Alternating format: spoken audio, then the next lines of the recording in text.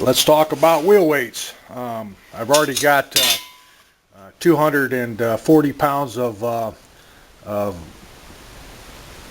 lead already melted down and cleaned up, ready to be melted back down.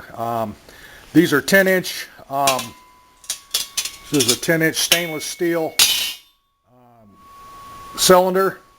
Also a 10-inch disc that I'm going to taper this so it would have more of a taper, so the weight will fall out of this, but it'll be 10 inches on the outside, a little bit less on the inside.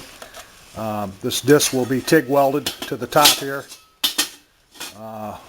when it's done, and flipped over. And when it's flipped over, the lead will be poured in here 6 inches deep, which if it was a full 6 inches, it'll give 196 pounds of weight. I can fill this to any level I want just by measuring the lead out after it's cleaned and melting it down in there. If I want 120 pounds a side, I can do that. Just measure it out, heat it up, pour it in there.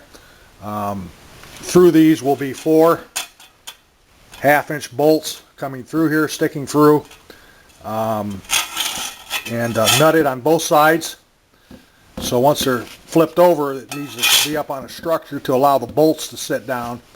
And to those bolts I will weld washers, what have you, any type of structure, irregular shapes, to the depth that I want it, so when the lead's poured around that, it keeps them from moving or rotating. They can't rotate inside the lead. It also, if I have to make multiple pours, it'll give structure to keep the lead wafers, I guess, together, if you want to call it that. If I have to heat more lead up and 15, 20, 30 minutes passes and I have to pour again, I'm sure that some of that hot lead will fuse itself to the other, but yet I'll also have structure on those 4 bolts, and then it'll be bolted into the rim itself. I've got another 80 pounds of lead. Thinking out of that, this wheel weights, I'll probably be able to get 6 half a side. After that's done, I got these discs. That are made. They'll be powder coated white, and I will have Terry's making me some decals like the ones on the tractor to match them, just larger, and that'll cap that off. After that, got to put some chains on this thing, and I'll be pretty much ready at that point to wrap this project up. Got a few more things to do. I'll still be working on the heat in the cab.